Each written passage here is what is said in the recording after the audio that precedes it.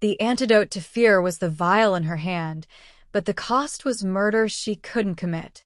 And the man she was supposed to kill was already leaning over her, his shadow swallowing the light. Naomi Pierce pressed her trembling body against the polished cedar panels of Kong Do-hyun's walk-in closet, her fingers clutching the small glass vial so tightly she thought it might shatter and take her last shred of hope with it.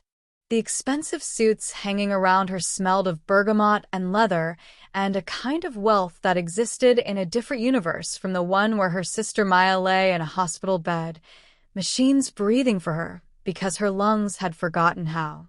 Naomi was desperately trying to muffle the sob that kept clawing up her throat like something feral and broken, trying to escape her chest where her heart was beating so hard she was certain he could hear it through the walls, through the expensive fabric, through every carefully constructed lie she'd built over the past 3 weeks. Her traditional black and white maid uniform felt like a costume now, like something that had never really fit, and the white headpiece that kept her hair pulled back in a tight, neat bun suddenly felt like a noose, like evidence of exactly how far she'd fallen, how completely she'd betrayed the one man who'd shown her nothing but cold, professional respect since the day she'd walked through his doors with desperation stitching her smile into place. The crystal decanter of whiskey she was supposed to deliver sat on the small shelf beside her, the amber liquid catching the dim closet light, and the vial in her other hand, filled with white powder that looked innocent as powdered sugar but promised death as certain and permanent as a bullet to the skull, felt like it weighed more than her entire body, more than her soul, more than the 3 weeks she'd spent cleaning the blood of strangers off marble floors just to buy herself time to see her sister safe, to hear Maya laugh one more time before she had to become a murderer. When the closet door didn't just slide open but slammed back with a controlled violence that sent her heart lurching into her throat, flooding the intimate cedar-scented darkness with warm golden light from the bedroom that made her squeeze her eyes shut in pure, devastating mortification, Naomi knew with absolute certainty that her carefully maintained invisibility had just shattered beyond any hope of repair, that the fragile world she'd been balancing on the edge of a knife had finally tilted, and she was falling into something she couldn't name and couldn't survive.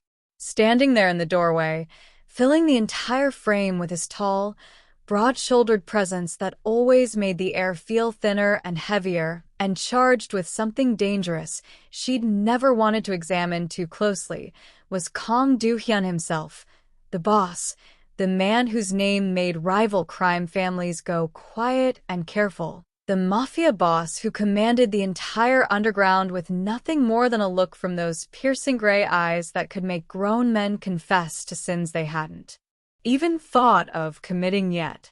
He stood there in his perfectly tailored dark pinstripe suit, the jacket still on but the top buttons of his crisp white shirt undone, his gold watch catching the light as he raised one hand to brace against the doorframe above her head, leaning in with a dominance that wasn't loud or violent, but absolute, inescapable, the kind of power that didn't need to announce itself because everyone already knew, and his strong, angular face was covered with that full, well-groomed beard she'd watched him trim every morning through the reflection in the bathroom mirror when she cleaned, not realizing he'd been watching her watch him, and his light brown hair was slightly disheveled like he'd been running his hands through it, and there was something on his face she'd never seen in 3 weeks of working in his home, something that shifted between lethal alertness and genuine, unfiltered concern.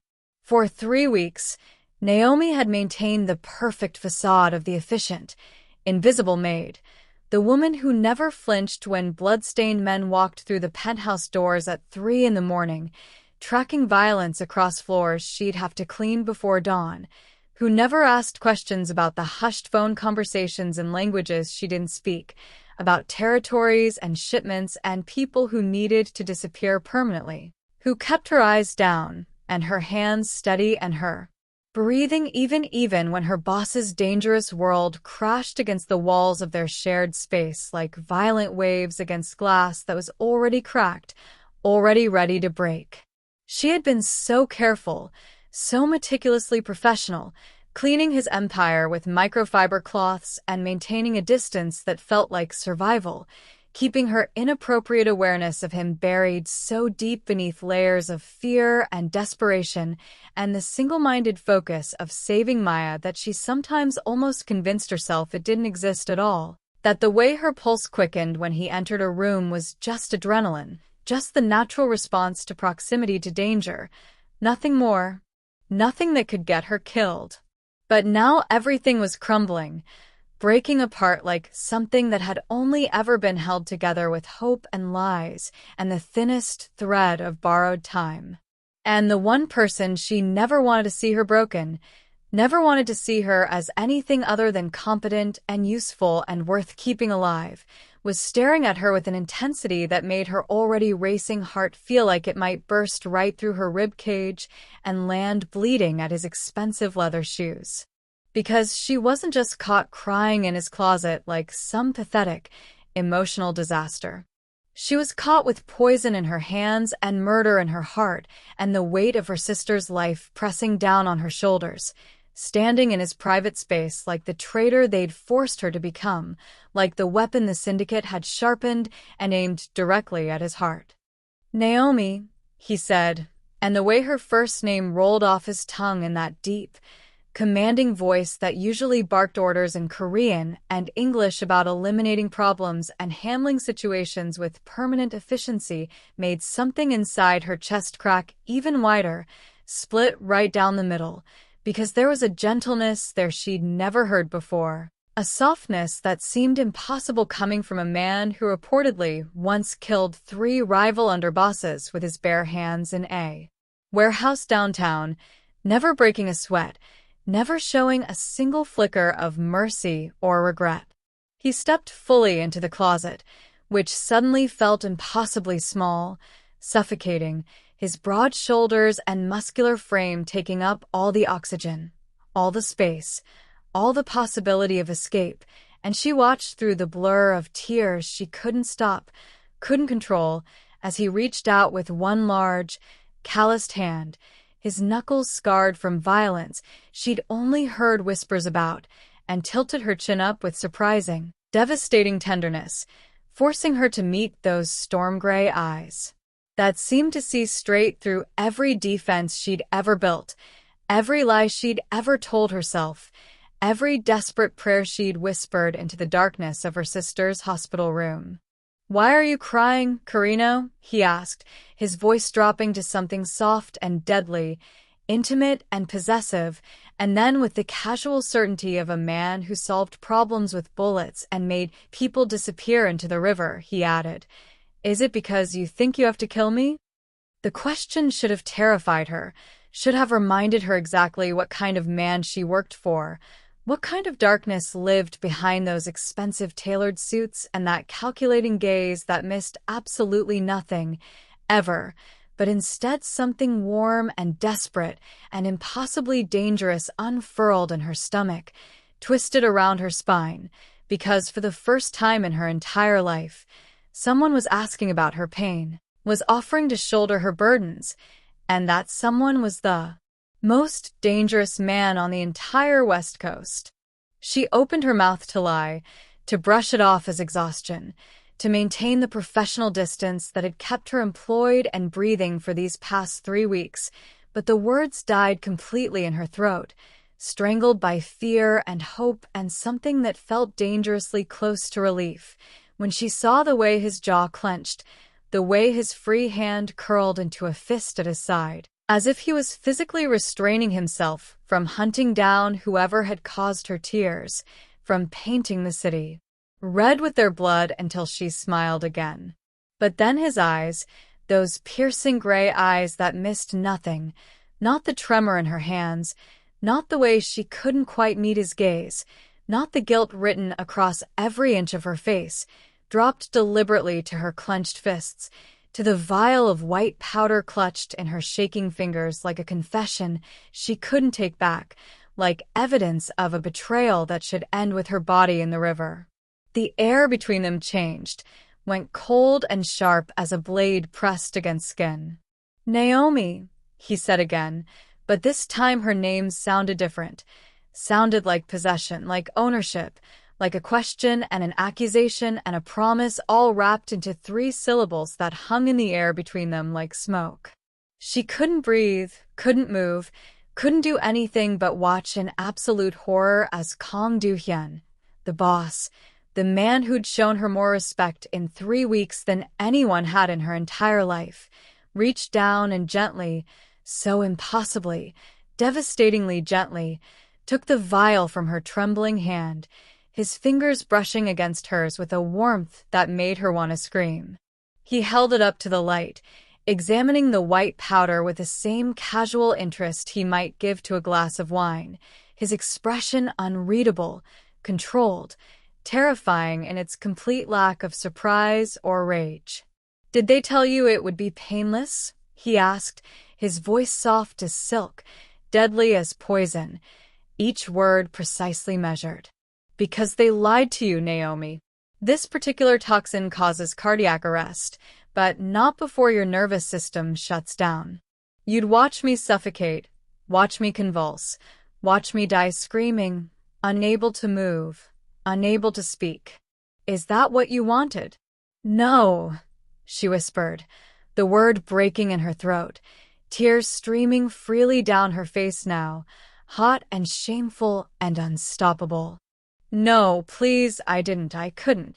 But he wasn't listening, or maybe he was listening too carefully, paying attention to everything she wasn't saying, because while she watched in absolute, bone-deep horror, he uncapped the vial with practiced ease, poured the white powder into the crystal glass of whiskey she'd brought for his midnight ritual, swirled it gently to dissolve it completely, and lifted the glass to his lips. "No!" The scream tore from her throat, raw and desperate and inhuman, as she lunged forward, her hands reaching frantically to knock the glass away, to stop him, to save him from the death she was supposed to deliver but couldn't, would never be able to, because somewhere in 3 weeks of cleaning his blood-soaked empire she'd realized this man was the only thing standing between Maya and a world that wanted to devour them both. But he was faster, always 3 steps ahead, catching her wrists with one hand while he drank with the other, his eyes never leaving hers as he swallowed down what should have been his death, what should have been the end of everything, his throat working as he drained the entire glass, and his grip on her wrists wasn't painful, but it was inescapable, absolute. The hold of a man who'd never let anything go once he decided to keep it. The glass hit the floor between them, shattered into 1,000 glittering pieces, just like everything Naomi thought she knew, just like every hope she'd ever had of saving Maya without destroying herself. But Kang Do-hyun didn't collapse, didn't gasp for air, didn't die. He just stood there, perfectly still, perfectly alive, watching her fall apart with an expression that was somehow tender and terrifying all at once, possessive and protective and pleased, like a man who'd just won a game she didn't even know they were playing. "3 days ago," he said quietly, releasing her wrists so he could cup her face in both hands, his palms rough and warm against her tear-stained cheeks, forcing her to look at him even though she wanted to disappear, wanted to die, wanted anything but this moment of complete, devastating exposure.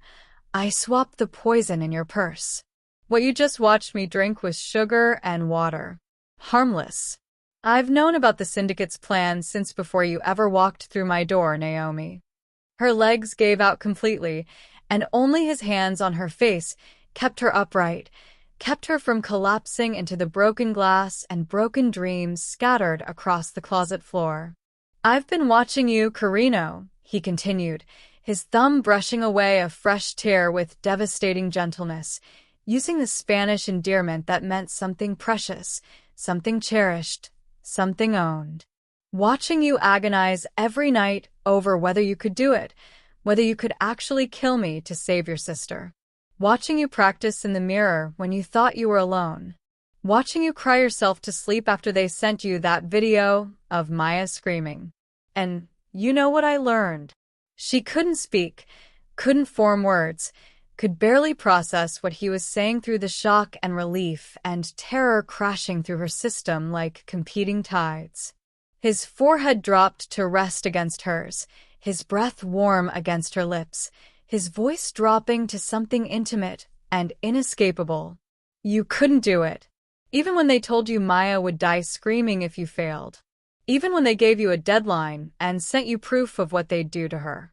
Even when they made it clear there was no other option. You'd rather watch your own sister die than become a murderer, than pull that trigger, than be the kind of person who could poison a man in his own home. His hands tightened on her face, not painfully, but possessively, like he was claiming something that had always belonged to him, something he'd just been waiting for the right moment to collect. That's why you're crying, isn't it? Not because you're afraid of me. Because you failed them. Because you chose wrong. Because you'd rather die yourself than take a life.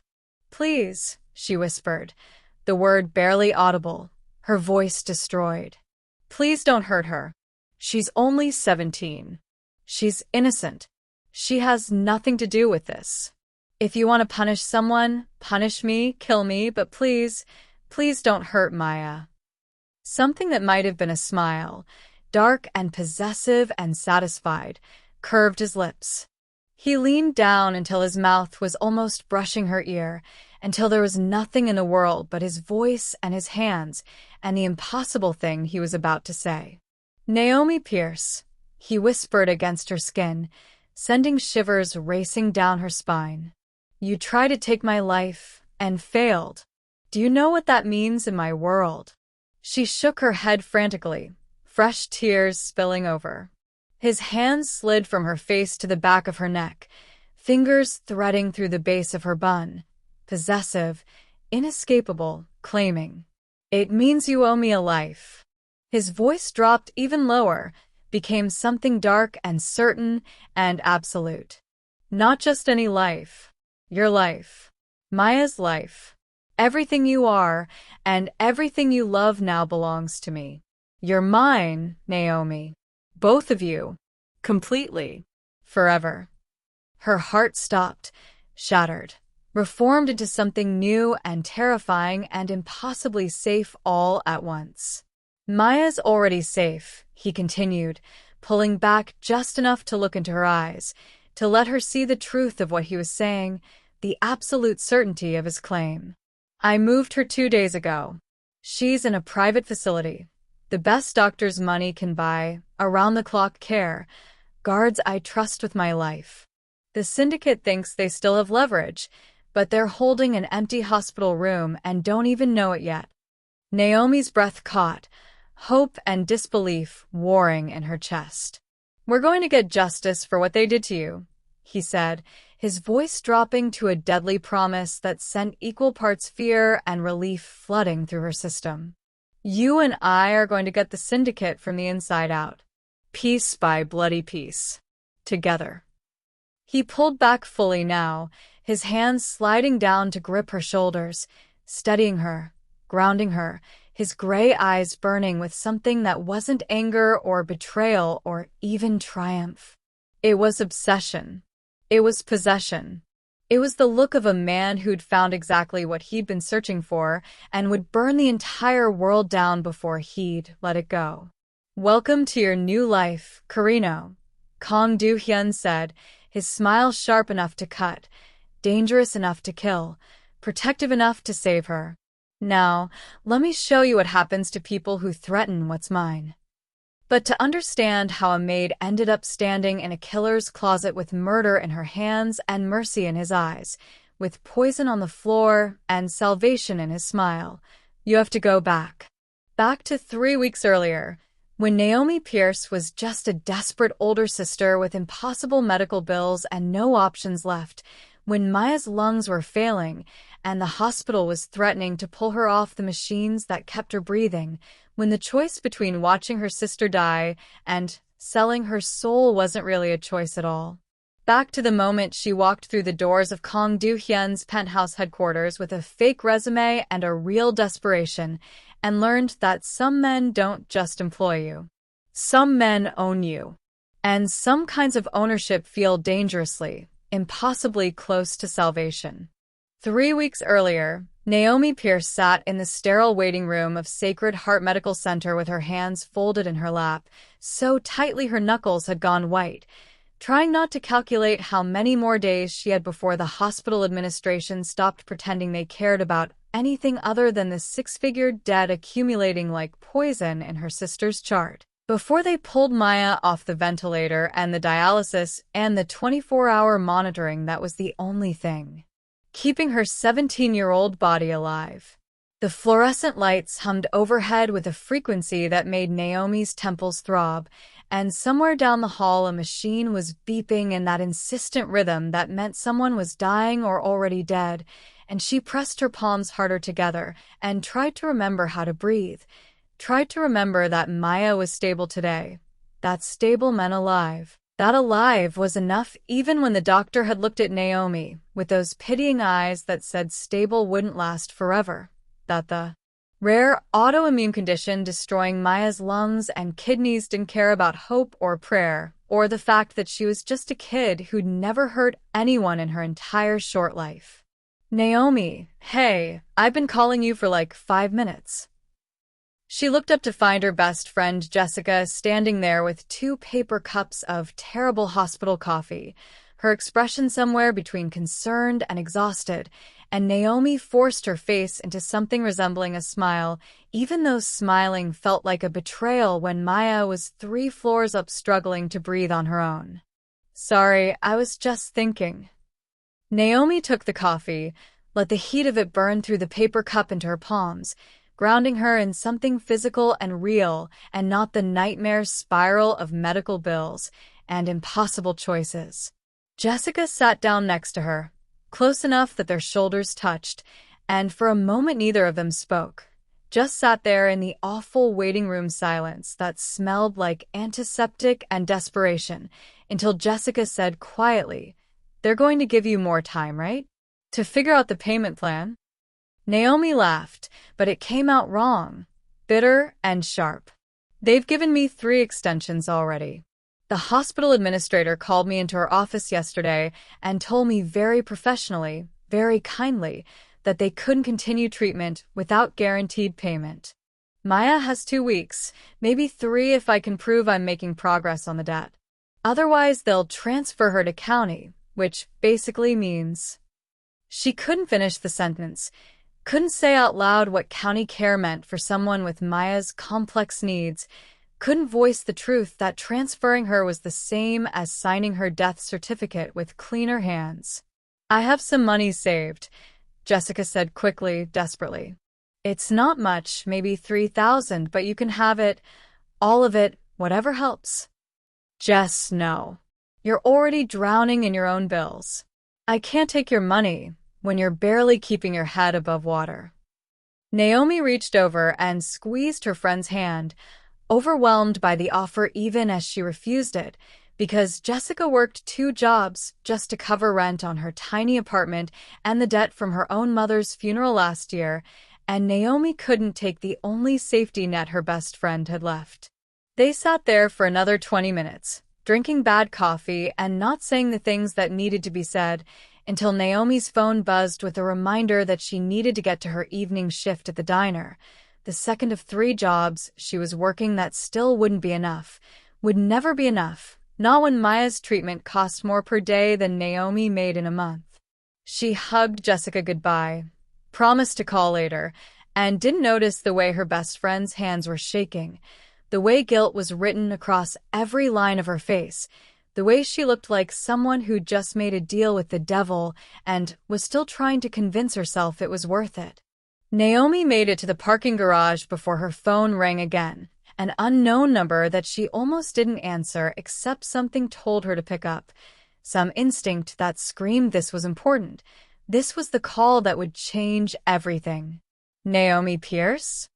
The voice on the other end was male, smooth, professional in the way that expensive lawyers and dangerous men always sounded professional. Yes, who is this? Someone who can help your sister. Someone who knows exactly how much debt you're carrying and exactly how little time you have left. We have a job opportunity for you, Miss Pierce. Excellent pay, full benefits, and an immediate signing bonus that would cover 6 months of Maya's treatment. All you have to do is say yes. Her heart was pounding so hard she could hear it in her ears, feel it in her throat. What kind of job? Domestic work. Cleaning, light housekeeping, very straightforward. Our employer values discretion and professionalism. You'd start immediately. A pause. Weighted and deliberate. We've already arranged for Maya's transfer to a private facility. Much better care than Sacred Heart can provide. The only question is whether you're willing to accept our help. Every instinct she had was screaming that this was wrong, that jobs didn't just appear out of nowhere offering exactly what you needed, that deals this good always came with a price written in blood and regret. But Maya's face was in her mind. Maya struggling to breathe. Maya asking her yesterday in that tiny, broken voice if Naomi was going to let her die, and suddenly the choice wasn't a choice at all. Where do I start? Naomi heard herself say, her voice steady even as her hands shook, even as she felt the trap closing around her with the inevitability of gravity. A car will pick you up from the hospital in 30 minutes. Bring nothing. We'll provide everything you need. The line went dead, and Naomi stood there in the concrete darkness of the parking garage, knowing with absolute certainty that she'd just sold her soul, knowing that whatever waited for her at the end of that car ride would cost more than money, more than time, more than anything she'd ever been asked to pay before. She just didn't know yet that the price would be written on a vial of poison, delivered in a closet that smelled like cedar and expensive suits, paid to a man who'd been waiting for her to walk through his door since long before she'd ever known his name. The black SUV that arrived exactly 30 minutes later had tinted windows so dark Naomi couldn't see inside, and the driver who opened the door for her didn't speak, didn't smile, just gestured for her to get in with the practiced efficiency of someone who'd done this 100 times before, who'd collected 100 other desperate women and delivered them to whatever fate waited at the end of expensive leather seats and silence. She climbed in, her heart hammering against her ribs, and tried not to think about all the true crime podcasts she'd listened to that started exactly like this, with a woman getting into a car she shouldn't, with a choice that wasn't really a choice, with the moment everything went irreversibly, catastrophically wrong. The penthouse they brought her to was in the financial district, all glass and steel and views of the city that probably cost more per month than Naomi had made in her entire life, and the woman who met her at the private elevator was elegant and cold, her designer suit perfectly pressed, her smile perfectly professional and perfectly empty. Miss Pierce, welcome. I'm Mrs. Chun, the house manager. You'll be working directly for Mr. Kong, maintaining his private residence. The work is straightforward, but the standards are exacting. You will be discreet, efficient, and above all, invisible. Mr. Kong values his privacy absolutely. Do you understand? Naomi nodded, her throat too tight to speak, and followed Mrs. Chun through the sprawling penthouse that looked like something from a magazine, all modern furniture and expensive art and windows that stretched from floor to ceiling, offering a view of the city spread out below like something conquered, something owned. You'll start immediately, Mrs. Chin continued, her heels clicking against marble floors that Naomi would soon learn to clean until they reflected like mirrors. Your uniform is in your quarters. Your sister's transfer has been arranged for this evening. The Clearwater Institute, the best private medical facility in the state. Full coverage, indefinite care. Something in Naomi's chest loosened, just slightly, just enough to let her breathe. Can I see her? Can I visit? Mrs. Chen's expression didn't change. Of course. Though we do ask that you maintain your work schedule. Mr. Kong requires consistency. That should have been Naomi's first warning. The way Mrs. Chen said it. Like Naomi's time was no longer her own. Like the job she'd accepted wasn't just a job but something else entirely. Something with terms she hadn't read and conditions she couldn't escape. But she was too focused on the relief. On the fact that Maya would have real care, real doctors, a real chance, to notice the cage door closing behind her. She worked for 2 days in the penthouse, cleaning rooms that were already immaculate, learning the exact way Mr. Kong took his coffee, the precise temperature he preferred for his morning shower, the specific brand of whiskey he drank at midnight when he thought no one was watching, and she never saw him, not once, just the evidence of him everywhere, in the expensive suits hanging in the closet, in the files left on his desk that she was instructed never to touch, in the bloodstains she found, on a shirt in the laundry that Mrs. Chen took from her hands without explanation. On the 3rd day, her phone buzzed with a text from an unknown number, and when she opened it, her entire world shattered into something she couldn't recognize, couldn't process, couldn't survive. The video was short, maybe 10 seconds, but it was long enough to show Maya in her hospital bed. Except it wasn't Clearwater, wasn't the safe facility they'd promised. It was somewhere dark and industrial, and there were men standing around her, and Maya was crying, struggling against restraints Naomi had never seen before, and the audio was her sister screaming her name, screaming for help. Screaming in a way that would haunt Naomi for the rest of her life, however long that turned out to be. The text that followed was simple, direct, devastating. Your sister's comfort depends on your cooperation. New instructions incoming. Follow them exactly, or the video you just watched will be the last time you see her alive. Naomi's hands were shaking so badly, she dropped the phone, watched it clatter against the marble floor she'd just finished cleaning, and she couldn't breathe, couldn't think, couldn't understand how the rescue had turned into a kidnapping, how the salvation had become a weapon pointed directly at her heart. The next message arrived within seconds. You will receive a package tomorrow. Inside will be everything you need to complete your real assignment. Kill Kong Du-hyun, or watch your sister die screaming. You have 3 weeks. Do not contact anyone. Do not ask for help. We are always watching. She stood there in the empty penthouse, surrounded by luxury that suddenly felt like a tomb, and understood with perfect, horrible clarity that she'd never been hired to clean. She'd been hired to kill, that every surface she'd touched, every room she'd learned, every routine she'd memorized had been preparation for murder, and the people who'd orchestrated this had known exactly how to trap her, had known that a desperate sister would do anything, would become anyone, would cross any line if it meant saving the only family she had left. What Naomi didn't know, what she couldn't have known, was that Jessica's debt hadn't been paid with money but with information, with the careless mention of Maya's illness over drinks with a man who'd seemed charming and interested and safe, with details about Naomi's schedule and desperation and the exact pressure points that would make or break.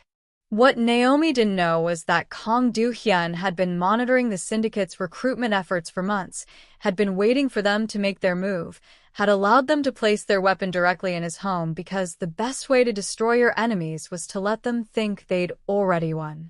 What Naomi didn't know was that the moment she'd stepped into that black SUV, she'd stopped being a victim and become a piece on a chessboard where every move had already been calculated, every outcome already decided, every future already owned by a man who'd seen her face in surveillance footage and decided with the absolute certainty of someone who'd never been denied anything that she was his, that she would always be his, and that he would burn the entire world down before he'd let her go. Kong Du-hyun first saw Naomi Pierce on a Tuesday afternoon in grainy security footage from the hospital parking garage, and something in his chest that he'd thought had died years ago in a warehouse full of his father's blood suddenly, impossibly, devastatingly came back to life. She was crying, standing next to a beat-up Toyota, with one hand pressed against her mouth like she was trying to physically hold herself together, and even through the poor quality video feed, he could see the exact moment she made the decision, could see her shoulders straighten and her chin lift and her entire body shift from broken to determined, from victim to survivor. And he'd replayed that 30-second clip 17 times before his head of security had cleared his throat and asked if there was a problem. "Run her," Do-hyun had said, his voice calm even though his pulse was doing something erratic and unfamiliar. "Everything. Family, finances, associates, weaknesses. I want to know what she eats for breakfast and what she dreams about at night." The report that came back 6 hours later should have been boring, should have been exactly like the 1,000 other background checks he'd ordered on potential threats and assets and people who'd made the mistake of catching his attention. But instead it read like a tragedy he wanted to rewrite, like a story that needed a different ending, like a woman who needed protection whether she knew it yet or not. Naomi Elizabeth Pierce, 26 years old, working 3 jobs to cover her sister's medical expenses, drowning in debt that would never end, surrounded by people who couldn't help her and systems designed to let her fail, and Do-hyun had looked at the numbers, at the hospital bills accumulating like a death sentence, at the reality that she had maybe 2 months before everything collapsed completely. And he'd made a decision that his second-in-command would later call obsessive and his therapist would call concerning and Do-hyun himself would call inevitable. He bought the cleaning service that handled corporate contracts for his building, bought it outright with cash and instructions to hire Naomi Pierce immediately, to offer her exactly what she needed, to bring her into his orbit before someone else did, before she disappeared into the kind of desperation that made people do stupid, permanent things. He told himself it was strategic, that having someone with her particular vulnerability in his employment could be useful, that her desperation made her controllable and her situation made her loyal. But he watched the security feeds of her working in his penthouse with an attention that had nothing to do with strategy and everything to do with the way she moved through his space, like she was trying not to leave fingerprints on his life, like she was afraid of being seen, like she was practicing invisibility. She was meticulous, obsessive about details in a way that suggested she'd spent her whole life trying to be perfect enough to deserve survival, and she never looked at his things with envy or resentment, never touched anything she wasn't supposed to, never lingered in rooms she was meant to clean and leave, and Do-hyun found himself adjusting his schedule just to be in the penthouse when she was working, just to watch her through doorways and reflections, just to exist in the same space and pretend he wasn't completely, irrationally fascinated by a woman who folded his shirts like origami and cried silently in his kitchen when she thought no one was watching. He learned her routines faster than she learned his, knew that she visited her sister every evening at 6:30, that she called Maya every morning before starting work, that she ate lunch standing up in his kitchen because sitting down felt like stealing time, that she was left-handed and terrible at lying and so desperately, beautifully committed to saving her sister that it made something territorial and possessive unfurl in Do-hyun's chest like a dragon waking up after a long sleep. It was on day 4 that his security team brought him the intercepted communications, the chatter they'd picked up from a syndicate about a new asset, about a placement in the Kong household, about a timeline and a method and a target that was obviously, unmistakably Do-hyun himself, and he'd felt the rage hit first, white-hot and lethal, followed immediately by the cold calculation that had kept him alive in a business where most men didn't make it past 30. They recruited her, his head of security said, laying out the evidence with the grim efficiency of someone delivering a death sentence. The sisters' transfer wasn't to Clearwater Institute like they promised. The syndicate has the girl. They're using her as leverage. Miss Pierce is here to kill you, probably within the next few weeks. Do-hyun had looked at the intelligence reports, at the proof of the syndicate's manipulation, at the way they'd taken Naomi's desperate love and weaponized it, turned her sister into a hostage and her hope into a trap, and instead of ordering Naomi's immediate elimination like any rational crime boss would have done, like his father would have done without hesitation, he'd smiled, cold and sharp and pleased. "Let it play out," he'd said, his voice soft with a kind of certainty that made his men nervous. "I want to know exactly how far they've pushed her. I want to watch her struggle with it.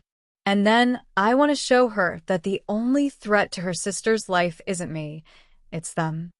His second-in-command had looked at him like he'd lost his mind.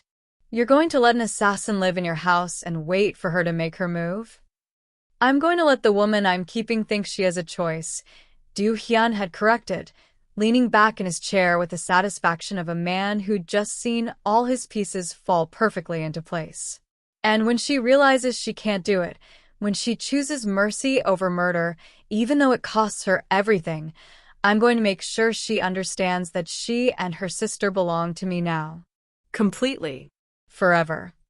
He'd had his team locate Maya within 12 hours, had confirmed the syndicate was keeping her in a warehouse in the industrial district, had made arrangements to extract her the moment Naomi failed her assignment, because Do-hyun had watched the security footage enough times to know with absolute certainty that Naomi Pierce wasn't capable of murder, that her conscience would break before her desperation did, that she would choose to die herself before she'd take a life. And that kind of goodness, that stubborn, inconvenient, beautiful refusal to become a monster even when the world demanded it, was exactly what Do-hyun had been looking for his entire life without knowing it, was exactly what he needed in the darkness of his empire, was exactly what he would claim and protect and possess with the same ruthless efficiency he applied to everything else he decided to own. So he'd watched her practice in the mirror, watched her hands shake when she prepared his coffee, watched her cry in the closet when she thought she was alone, and he'd waited with the patience of a predator who knew the prey would eventually come to him, would eventually walk into his trap thinking it was her only choice, never realizing that Do-hyun had built the entire maze just to ensure she'd end up exactly where he wanted her, exactly where she belonged, exactly where he'd keep her for the rest of their lives. The package arrived on a Tuesday morning, delivered to the service entrance by a courier who didn't make eye contact and disappeared before Naomi could sign for it, and she knew before she opened it what would be inside, could feel the weight of it like a guillotine waiting to drop, like the final card being dealt in a game she'd already lost. Inside the nondescript brown box was a small glass vial filled with white powder that looked innocent as confectioner's sugar, a single sheet of paper with instructions typed in a font that somehow managed to feel threatening, and a new phone, prepaid and untraceable, with one video already loaded in the gallery that Naomi watched with her hand pressed over her mouth to keep from screaming. Maya was thinner than she'd been 3 weeks ago, her beautiful dark skin ashen, her eyes hollowed out with fear and pain, and something that looked horribly like resignation, and she was speaking directly to the camera, her voice barely above a whisper. "Naomi, please, they said you'd know what to do. They said if you just do what they ask, then I can come home. Please, I'm so scared. I just want to come home." The video cut off abruptly, replaced by a text message that appeared with a cheerful chime of incoming mail. Tonight. His whiskey ritual at midnight. 1 vial in the decanter. He'll never taste it. Quick, painless, professional. Fail, and your sister learns what real pain feels like. We'll send you pieces.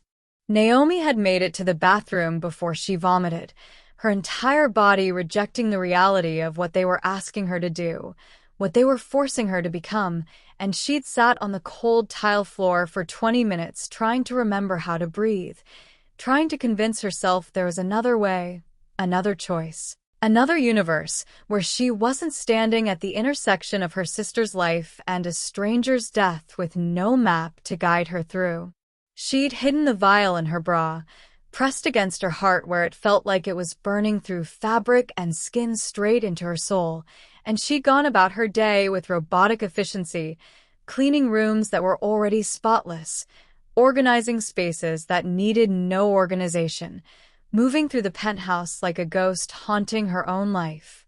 Do-hyun had been home all day, which almost never happened, working from his study with the door half open, and Naomi had been hyper-aware of his presence in a way that made her skin feel too tight, made every sound seem amplified, made the vial against her chest feel like it was ticking down the seconds until midnight, until the moment she'd have to choose between murder and Maya, between her conscience and her heart, between the woman she'd always been and the killer they needed her to become. She'd caught glimpses of him throughout the day, his broad shoulders bent over paperwork, his strong hands holding a phone to his ear while he spoke in rapid Korean that sounded like poetry and violence all at once.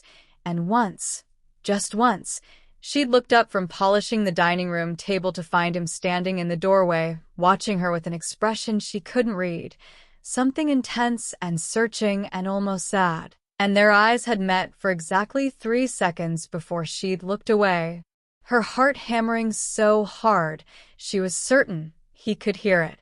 "You've been working here for 3 weeks, Miss Pierce," he'd said, his deep voice startling her even though she'd known he was there, had felt his presence like heat radiating from a fire. "And I still don't know anything about you beyond what's in your employee file." She'd forced herself to look at him, to meet those piercing gray eyes that seemed to see straight through every defense she'd ever built. "I'm not very interesting, Mr. Kong. Just someone who cleans houses and tries to keep her head down." He'd smiled at that, but it hadn't reached his eyes. "I don't believe that for a second. Anyone who works as hard as you do, who maintains the kind of perfection you maintain, is either running from something or running toward something. Which is it?" The question had felt like a trap, like he knew exactly what she was hiding, like he could see the vial pressed against her heart and was giving her one last chance to confess, to ask for help, to choose him over the people who'd made her into a weapon.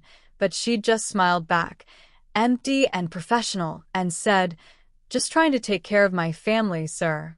Nothing more complicated than that. Something had flickered across his face then, something that looked almost like disappointment, and he'd nodded slowly before walking away, leaving her standing there with her hands shaking and her chest aching, and the terrible certainty that she was making a mistake, that the man she was supposed to kill tonight wasn't the monster in this story, wasn't the person who deserved to die, but Maya's face was in her mind, Maya's voice begging her to do what they asked, and what choice did she have? What choice had she ever had? The day had crawled by with the agonizing slowness of a death march, each hour stretching into eternity, and by the time evening fell, Naomi felt like she was vibrating out of her skin, like her body couldn't contain the fear and guilt and desperate grief that was threatening to tear her apart from the inside out.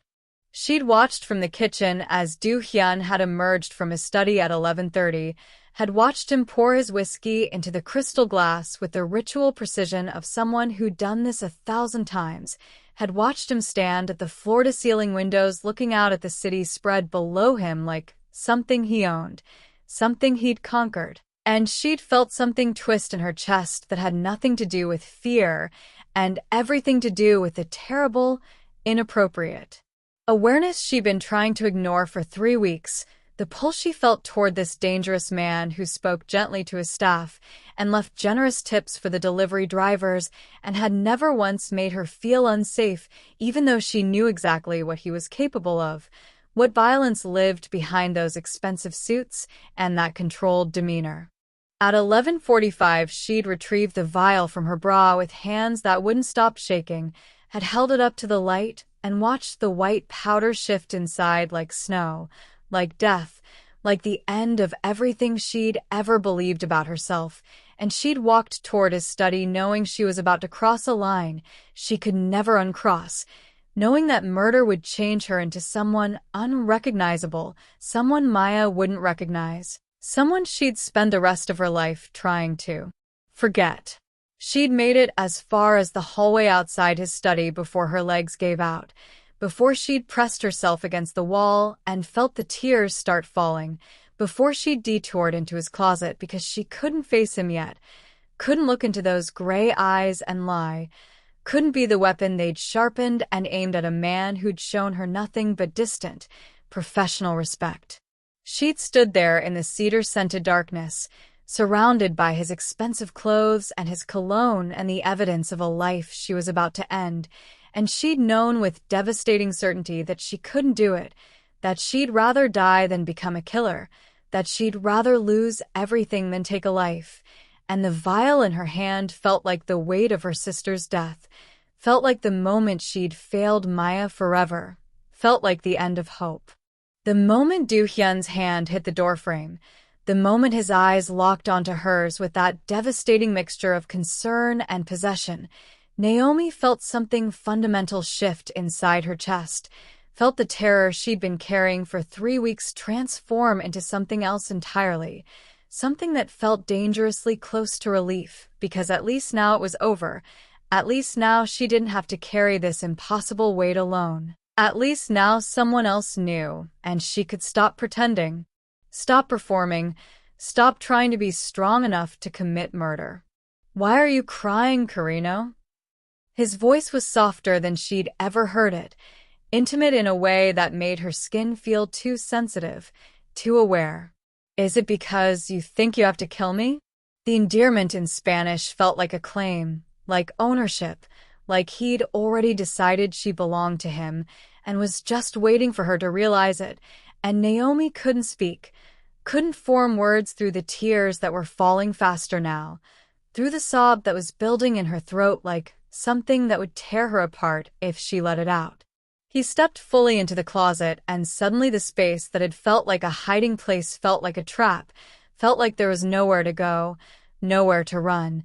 Nothing she could do but stand there and wait for whatever came next, for the punishment she deserved, for the violence she'd been expecting since the moment she'd accepted that cursed job.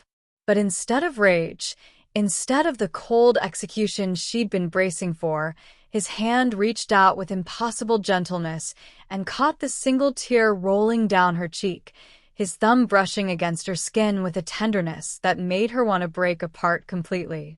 "I know everything, Naomi," he said quietly, his eyes never leaving hers. "I've known since the moment you walked through my door. I know about the syndicate's recruitment. I know about the threats. I know about the videos they've been sending you. I know they're holding Maya and using her to turn you into a weapon." Her breath caught, her entire body going rigid with shock and terror, because if he knew, if he'd always known, then why was she still alive? Why was he looking at her like she was something precious instead of something that needed to be eliminated? His other hand came up to cup her face, holding her gently but inescapably, forcing her to look at him even though she wanted to disappear. "And I know you can't do it. I've been watching you struggle with it for days, watching you practice in the mirror, watching you cry yourself to sleep, watching you try to become someone you fundamentally aren't. You're not a killer, Carino. You never were." "Maya," she managed to choke out, the only word that mattered, the only thing that could possibly explain why she was here, why she had the vial, why she'd been willing to destroy herself. "They have Maya. They said they'd kill her. They said they'd make her suffer." Something dangerous flickered across his face, something that reminded her exactly who she was talking to, what kind of man stood in front of her with his hands on her face like she was something breakable and valuable. "They lied to you. About everything." He released one side of her face to pull out his phone, and Naomi watched through blurred vision as he pulled up a video, turned the screen toward her, and she saw Maya, her beautiful baby sister, sleeping peacefully in a hospital bed that looked nothing like the industrial nightmare from the videos, surrounded by medical equipment that was clearly expensive, clearly professional, clearly real care. And there was a woman in scrubs sitting in a chair beside the bed reading a book, and through the window Naomi could see trees and sunshine and everything that meant safety, that men away from the people who'd been hurting her. "She's at Clearwater Institute," Do-hyun said, his voice dropping to something fierce and protective. "The real one, not whatever fake location they told you about. I had her moved 2 days ago. The woman you see is a private nurse, armed guard outside the door. Security I trust with my life. Maya's been safe for 48 hours, Naomi. They've been showing you old footage, threats that can't be carried out because the leverage they thought they had disappeared the moment I decided you and your sister belonged to me." The words weren't making sense, couldn't make sense, because nothing in Naomi's life had ever been this simple, this solved, this completely taken care of by someone else. "I don't understand." "Why would you? How did you?" "Because I've been planning this since the moment my security team intercepted the syndicate's communications about their new asset," he interrupted, his thumb still moving in gentle circles against her cheek, grounding her, anchoring her to this impossible moment. "Because I knew they'd try to use you against me, and I decided you were worth protecting. Because from the second I saw you in that parking garage making the decision to save your sister no matter what it cost you, I knew you were mine." Her legs were shaking, threatening to give out, and his hands tightened on her face, holding her steady. "But you still tried, didn't you? Even knowing it would destroy you. Even knowing you're not capable of murder. You still came here with poison in your hands because you thought it was the only way to save her." She nodded, unable to deny it, unable to explain the impossible calculus of loving someone more than your own soul. His eyes went impossibly soft, impossibly dark. "Naomi Pierce, you tried to kill me and failed. Do you know what that means in my world?" She shook her head, terror and something else, something warm and desperate, flooding through her system. "It means you owe me a life," he said, his voice dropping to barely above a whisper, intimate and inescapable. "Your life. Maya's life. Everything you are, and everything you love now belongs to me. You're mine, Carino. Both of you. Completely. Forever." The word should have terrified her, should have felt like a different kind of trap, but instead they felt like salvation. Like someone finally taking the weight off her shoulders, like the first full breath she'd taken in 3 weeks. "You have no choice now but my protection," he continued, one hand sliding to the back of her neck, possessive and gentle all at once. "The syndicate thinks you're still their weapon, thinks they still have leverage, thinks tonight you'll succeed where you've actually already failed. They don't know Maya's safe. They don't know I've been 10 steps ahead of them this entire time. They don't know that the moment you walked into my closet crying instead of my study with murder in your eyes, you sealed your fate." "What fate?" she whispered, barely able to form the words. His smile was sharp, dangerous, protective. "The one where you stay.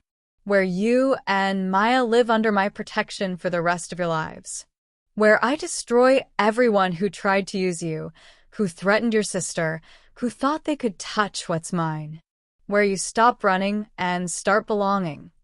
He leaned closer, his forehead nearly touching hers, his breath warm against her lips.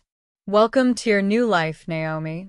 Now let me show you what happens to people who threaten my family."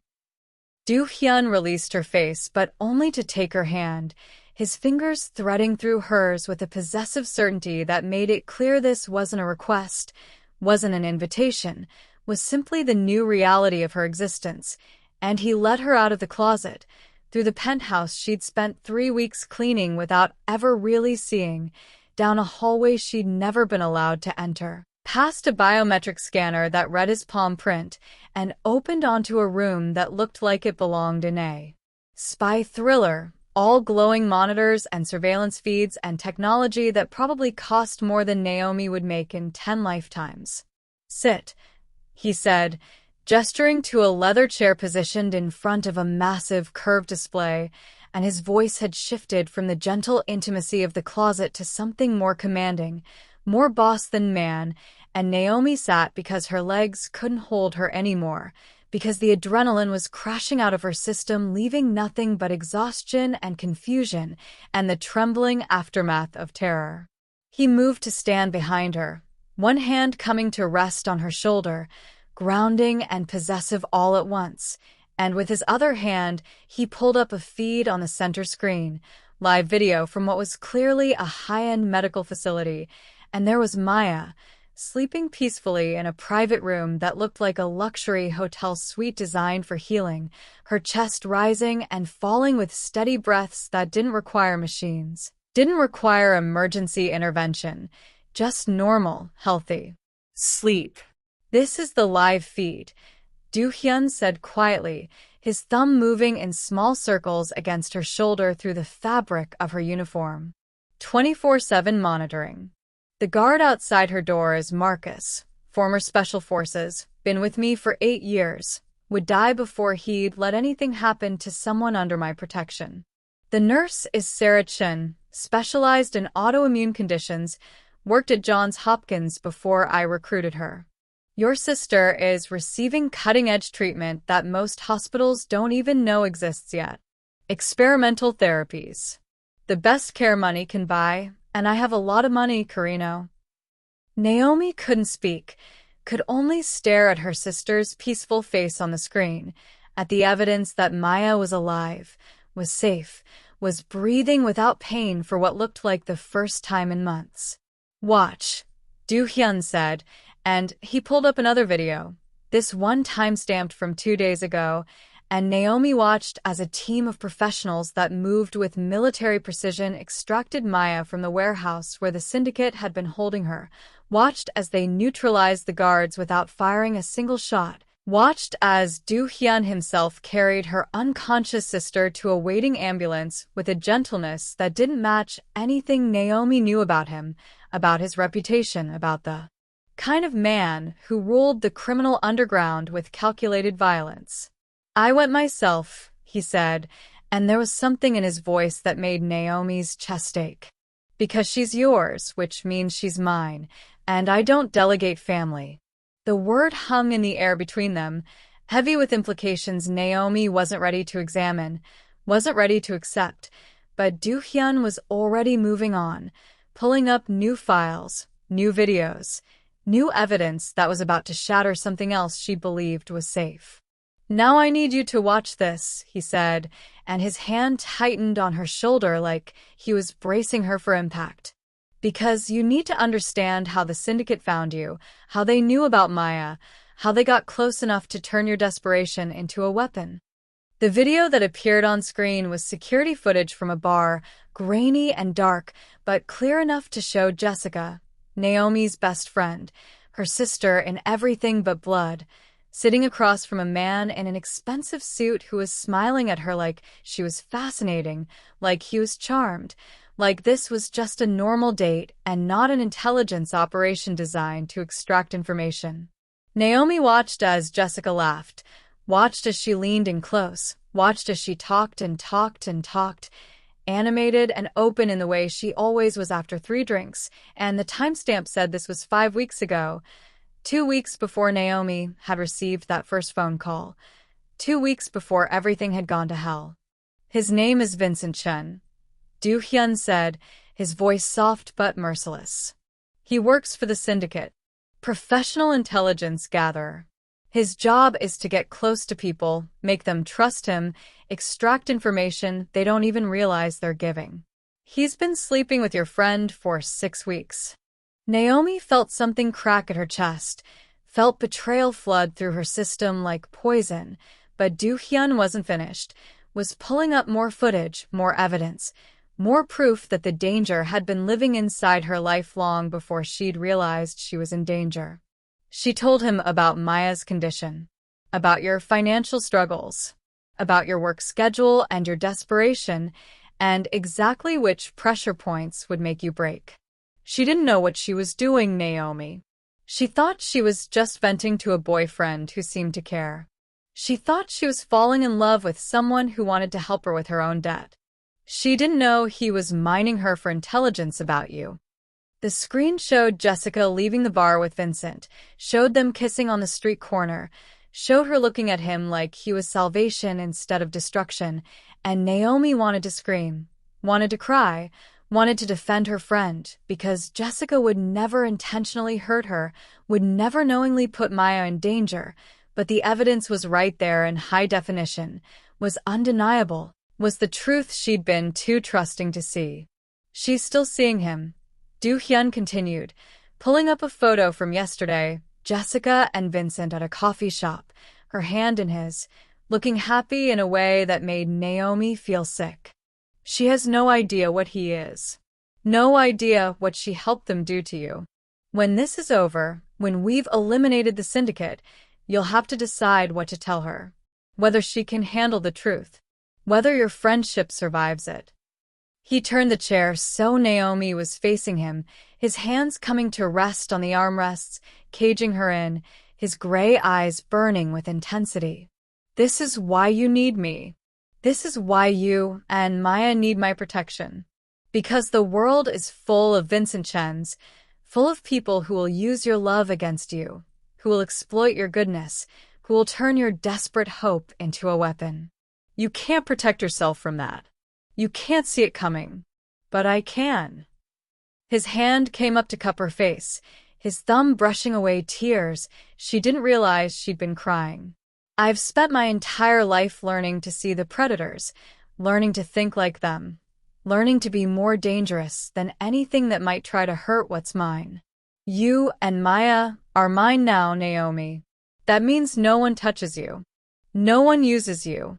No one gets close enough to hurt you ever again.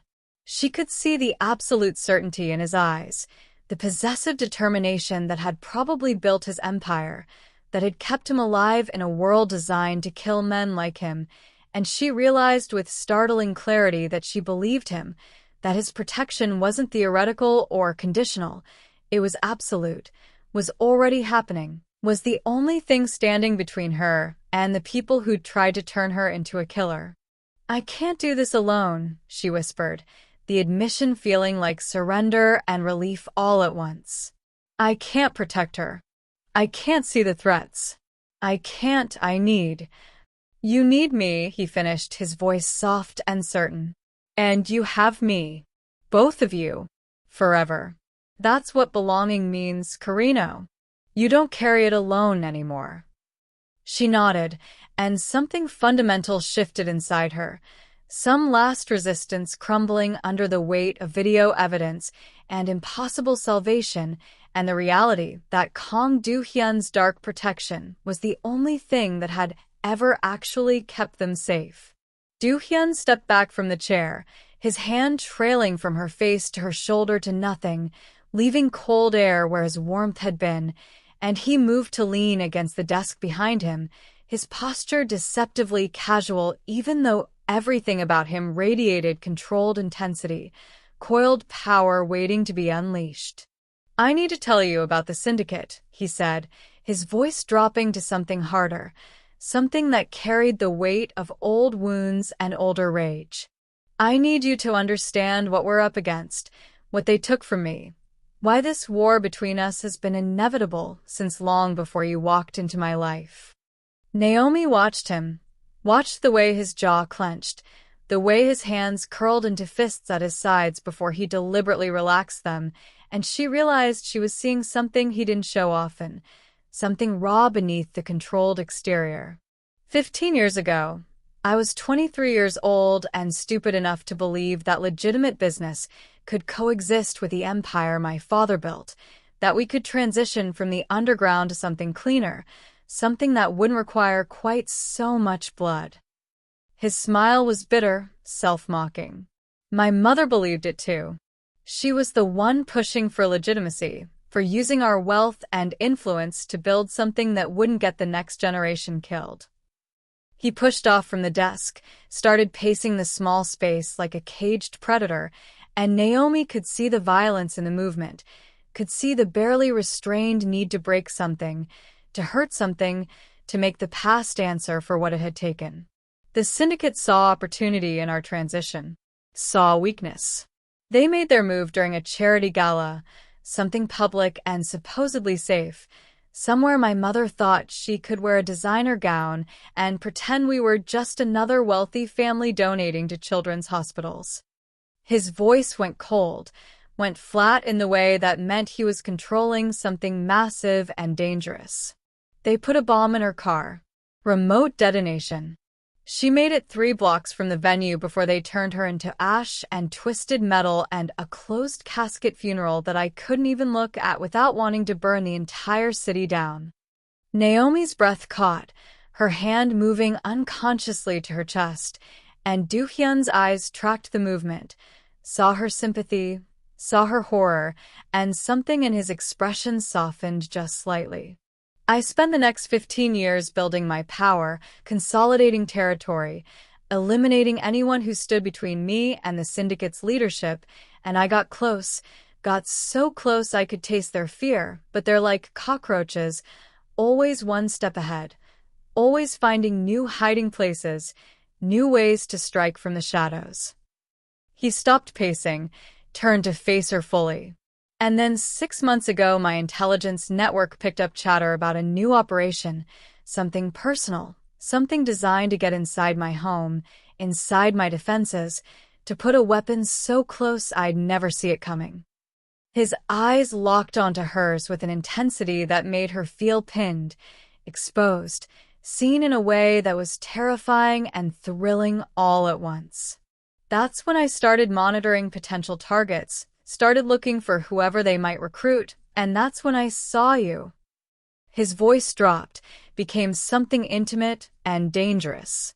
You were standing in that parking garage crying, and I watched you pull yourself together, watched you make the choice to keep fighting, and something in my chest that I thought died with my mother suddenly came back to life.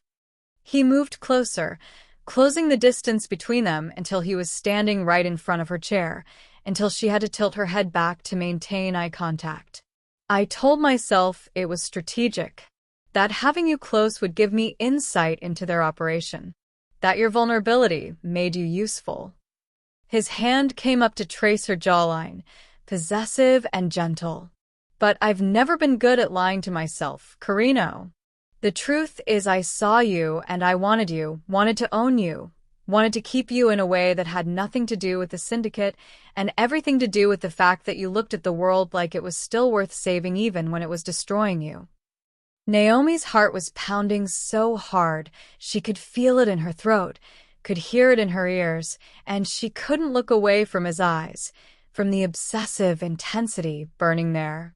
I bought the cleaning service specifically to employ you. I arranged your schedule so you'd be in my home when I was here. I watched you on the security feeds like a stalker, like someone who'd lost his mind over a woman he'd never even spoken to. His thumb brushed across her bottom lip. And when my team confirmed you were the syndicate's chosen weapon, I should have eliminated the threat.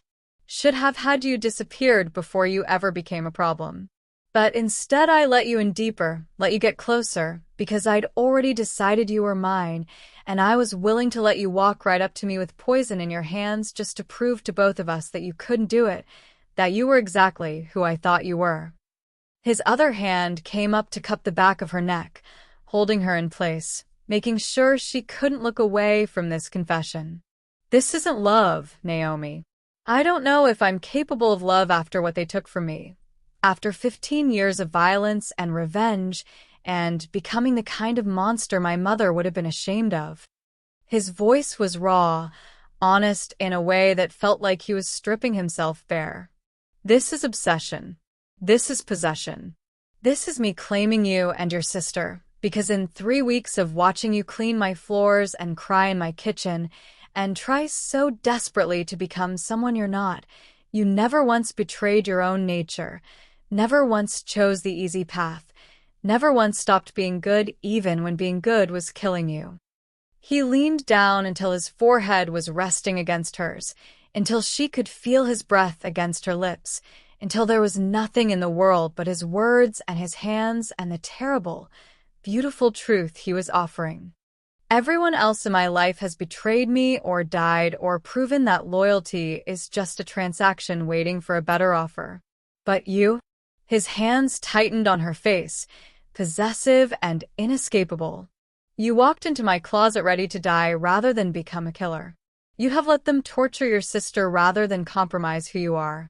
That kind of integrity, that stubborn, impossible goodness, is the rarest thing in my world, and now that I've found it, now that I've claimed it, I will never let it go.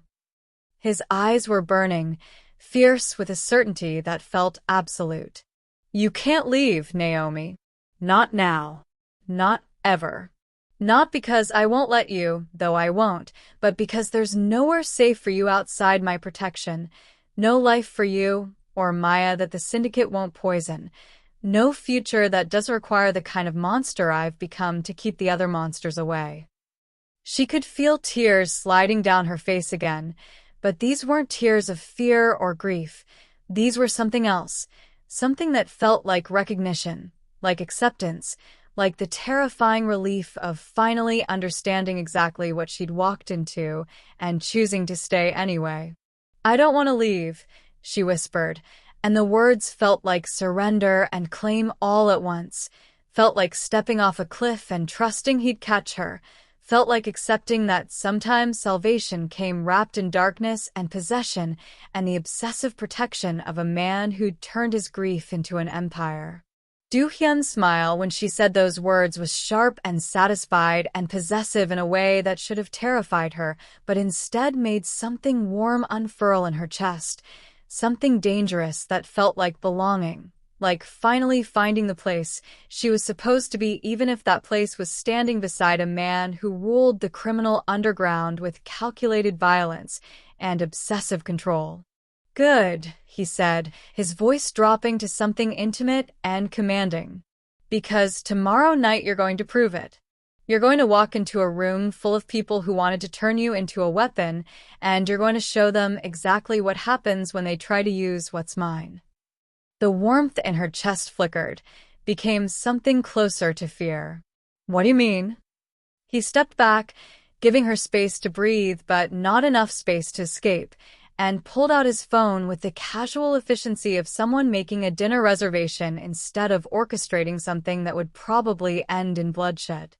I'm calling a meeting with the syndicate's leadership. Direct negotiation. They think you succeeded, think I'm dead or dying, think they've won.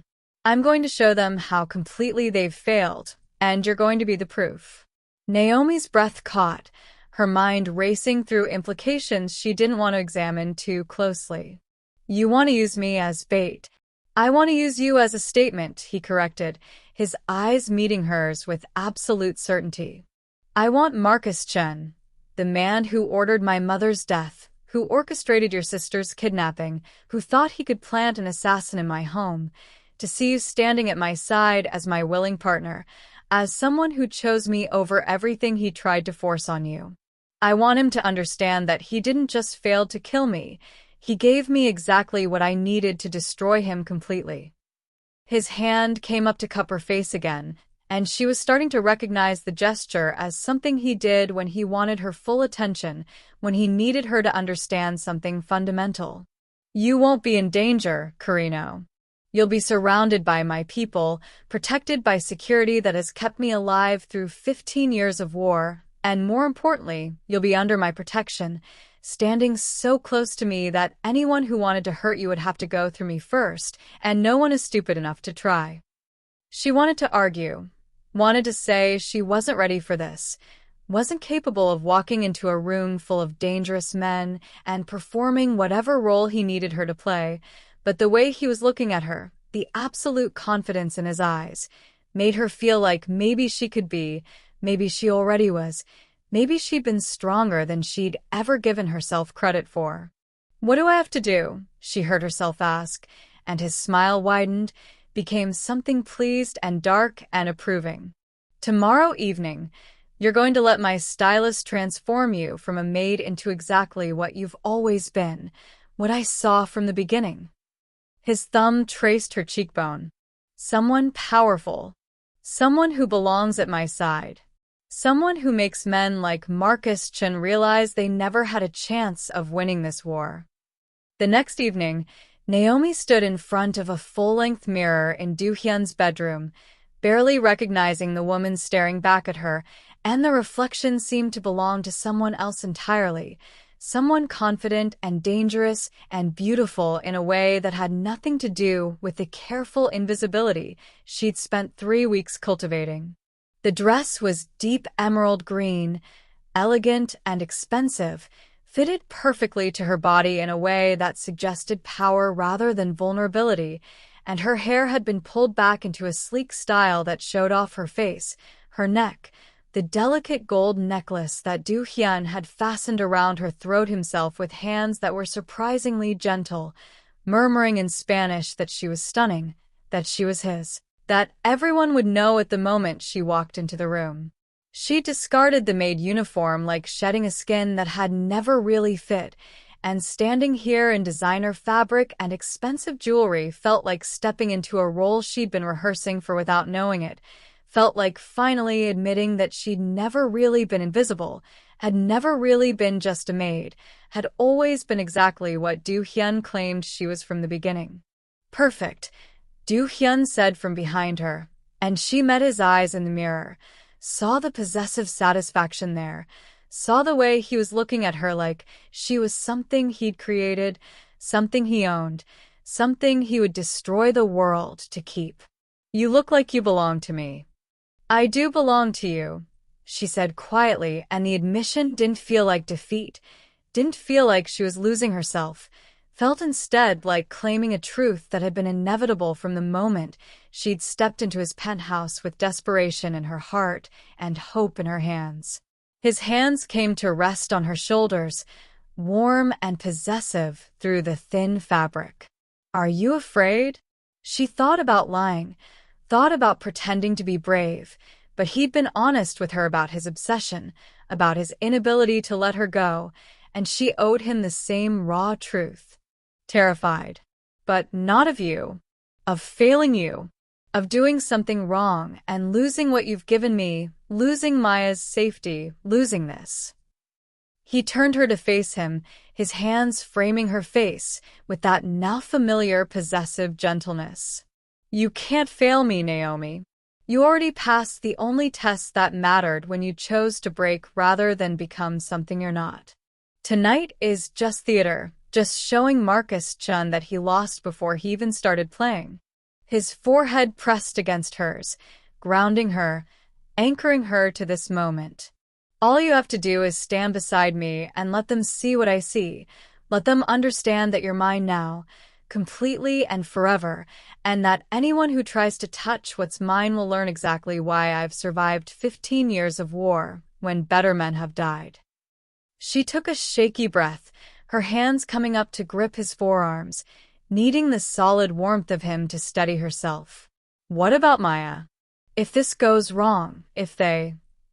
No one touches Maya while you stand with me, he interrupted, his voice absolute, unshakable, the kind of certainty that had probably built empires and ended lives. That's the promise, Carino. That's the guarantee. Your sister's safety isn't conditional on tonight going perfectly. It's conditional on you being mine, and you've already made that choice, already sealed that fate, which means she's protected by everything I am, everything I've built, everyone who's loyal to me. Forever. The word hung in the air between them, weighted with implications and promises, and the dark certainty of a man who'd never failed to keep something he'd claimed as his own. Okay, she whispered, and his smile was fierce and proud and possessive. That's my girl, he said, and kissed her forehead with surprising tenderness before stepping back and offering his arm like they were going to a gala instead of a potential execution. Now, let's go show the syndicate what it costs to threaten what belongs to me. She took his arm, felt the solid strength of him beneath expensive fabric, and walked out of the bedroom toward whatever waited in that dangerous meeting room, toward the moment she'd stop being a victim and become exactly what Du Hyun had claimed she was from the beginning, his partner, his possession, his proof that some wars are won not with violence but with the simple, devastating act of claiming what your enemies try to take. The meeting was held in a restaurant that Du Hyun owned, A private room in the back that had probably hosted 1,000 deals and twice as many betrayals. All exposed brick and dim lighting and a long table that felt more like a battlefield than furniture. And when Marcus Chin walked in flanked by 6 men who looked like they killed people for a living because they probably did, Naomi felt her heart kick into overdrive. Felt every instinct screaming at her to run, to hide, to become invisible. Again. But Du Hyun's hand was warm and steady at the small of her back, grounding her, reminding her that she wasn't alone, wasn't unprotected, wasn't the desperate woman who'd walked into a parking garage willing to sell her soul, and she lifted her chin and met Marcus Chen's cold eyes with something that felt dangerously close to defiance. Marcus was older than she'd expected, maybe mid-50s, distinguished in the way that powerful men often were, expensive suit and silver hair, and the kind of smile that never reached his eyes. And when he saw Naomi standing beside Du Hyun, when he registered her presence there as something other than victim or weapon, something shifted in his expression, became calculating and dangerous, and impressed in a way that made her skin crawl. "Kong Du Hyun," Marcus said, his voice smooth as silk and just as cold. "I have to admit, I'm surprised to see you breathing. And even more surprised to see your little housemaid looking so comfortable at your side. Tell me, does she know what you've turned her into? Does she understand she's standing beside the man who destroyed her only chance of saving her sister?" Du Hyun's smile was sharp enough to cut. "Naomi knows exactly where she stands. She chose it. Chose me. Over everything you tried to force on her. Over every threat you made. Over the illusion that you had any power here at all." Marcus's eyes narrowed, and he pulled out his phone with deliberate casualness, pulled up something that made his smile widen into something cruel and satisfied. "Is that so? Then perhaps she'd like to explain why she's been carrying poison in her possession for 3 weeks. Why she's been reporting to my people about your routines, your security, your vulnerabilities. Why her last message to us, sent just 2 days ago, confirmed she was ready to complete her assignment." The words hung in the air like accusation, like proof, like evidence that everything Du Hyun had said about her choice was a lie, and Naomi felt panic surge through her chest because she hadn't sent any messages, hadn't communicated with the syndicate since that first terrible video, but Marcus was already turning his phone to show the table, to show messages that appeared to be from her number, discussing plans and timing and methods that made her sound like exactly what they'd tried to turn her into. "Forgery," Du Hyun said, his voice bored, dismissive. "You hacked her phone and sent messages to yourself to create leverage for this exact conversation. Standard intelligence manipulation. Did you really think I wouldn't know the difference between a real asset and your poorly constructed fiction?" Something dangerous flashed across Marcus's face, something that said Du Hyun had guessed right, had called his bluff, had turned his play into embarrassment, and Naomi watched as his hand moved almost imperceptibly, watched as his men shifted positions in a way that made Du Hyun's security team tense, watched as the air in the room went from cold negotiation to imminent violence in the space between one breath and the next. "The problem with your little performance," Marcus said quietly, his voice dropping to something lethal, "is that I don't actually care if she's loyal or not. I care that you thought you could humiliate me, could parade your victory in front of my people, could walk into this meeting thinking you'd already won." His hand came up from beneath the table holding a gun, and everything happened so fast that Naomi's mind couldn't process it in real time, could only register fragments, flashes, the moment the world exploded into chaos and noise, and the smell of gunpowder that made her ears ring and her vision narrow to tunnel focus. Du Hyun moved, pushed her behind him with one hand while drawing his own weapon with the other, and his security team was already firing, already moving to cover them.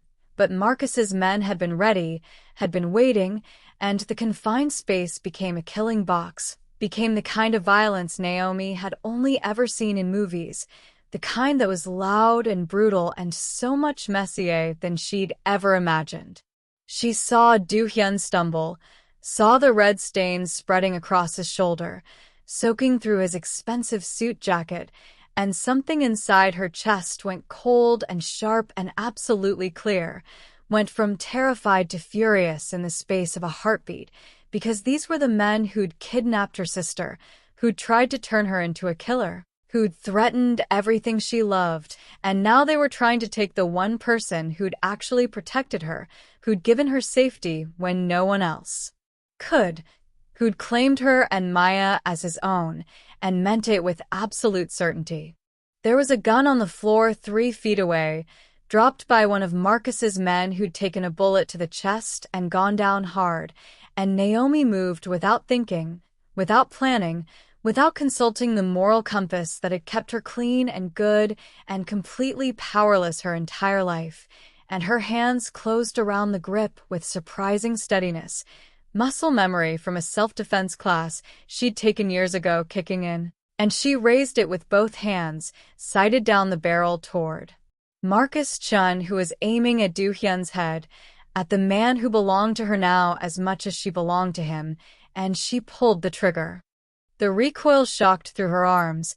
The sound was deafening even through the chaos already filling the room, and she watched Marcus dive for cover, watched his shot go wide, watched Do-hyun's eyes find hers across the violence with something that looked like fierce pride and possessive satisfaction, and she fired again and again, not trying to kill anyone because she still wasn't that person, couldn't become that person even now, but providing cover, creating chaos, proving with every shot that she'd made her choice, that she stood with Do-hyun, that anyone who wanted to hurt him would have to go through her first. Move! Do-hyun's voice cut through the noise, commanding and urgent, and his good arm wrapped around her waist, hauling her toward the exit his security team had cleared, and she kept the gun raised, kept firing in the general direction of Marcus's people until the magazine clicked empty and Do-hyun was pulling her through a doorway, down a hallway, into a stairwell where the sounds of gunfire became muffled and distant. His shoulder was bleeding badly, the red spreading down his arm, dripping onto the concrete stairs, and Naomi's hands were shaking now, adrenaline crashing through her system in waves that made her feel sick and electrified all at once. But she wrapped her arm around his waist, took as much of his weight as she could, helped him down 3 flights of stairs to where a car was already waiting, engine running, door open, his people moving with the efficiency of a team that had done this before, that had planned for every contingency, including their boss taking a bullet. They collapsed into the back seat together, Do-hyun's blood getting on her dress, on her hands, on the leather upholstery, and he was looking at her with eyes that burned with something that transcended pain or victory or the violence they'd just escaped, something that looked like recognition, like claim, like the absolute certainty that she was exactly what he'd known she would be. "You chose," he said, his voice rough with pain but steady with satisfaction. "When you could have run, could have escaped, could have let me die and walked away clean. You chose me." "I chose us," she corrected, her hands pressing against his shoulder, trying to slow the bleeding, trying to keep him conscious, trying to hold together the man who'd held her together. "I chose Maya's safety and my place beside you, and everything you promised we could be." His smile was bloodstained and fierce and absolutely beautiful. "Welcome to the Empire, Carino. Now you're not just mine. You're one of us."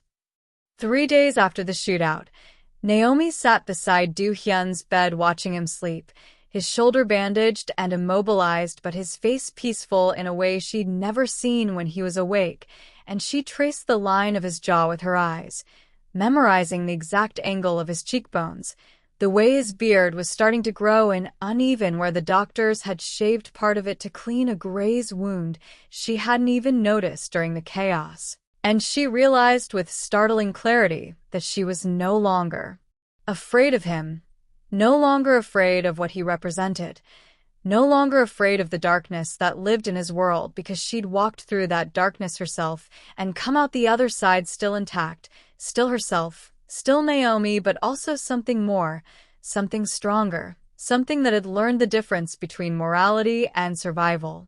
His eyes opened slowly, focusing on her face with that immediate intensity that suggested he'd known she was there even in sleep, and his good hand reached out to tangle with hers, his thumb brushing across her knuckles with possessive tenderness.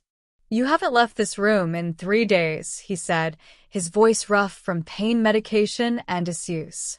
"My staff is concerned you're not eating, not sleeping, not taking care of yourself." "I'm fine," she said, and it was true. She was fine in a way that had nothing to do with sleep or food, and everything to do with the fact that he was alive, was healing, was here instead of dead in that restaurant because she'd chosen to pick up a gun and fight beside him instead of running like every instinct had screamed at her to do. "Liar," he said, but there was warmth in his voice, affection mixed with that constant possessive need to control everything in his orbit, including her well-being. "Maya's been asking about you. She wants to see her sister, wants to thank the woman who saved her life by saving mine."